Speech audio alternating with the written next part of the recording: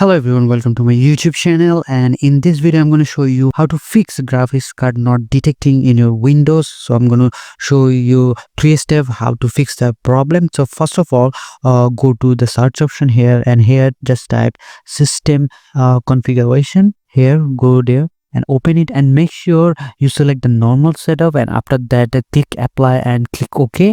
Then restart your PC, and after restarting the PC, the second step you need to do is go to device manager, go there, and here you select your desktop.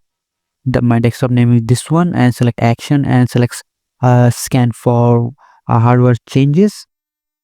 And after that go to display adapter here, expand that, and this is the graphics Intel AG graphics card I have.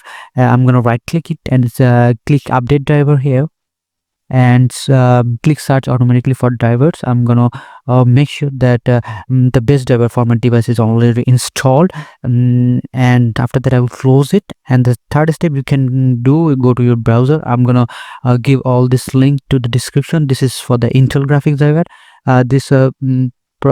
This method will solve all the graphics driver you have. You might have Intel, you might have AMD, you might have Nvidia. So I'm going to link everything down there for your own graphics card. After that, just go to the download now option. It will automatically start your download the latest version, and go there and just install the graphics driver.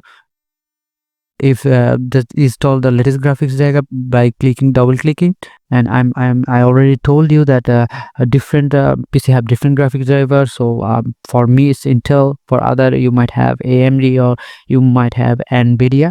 So the link will be on the description.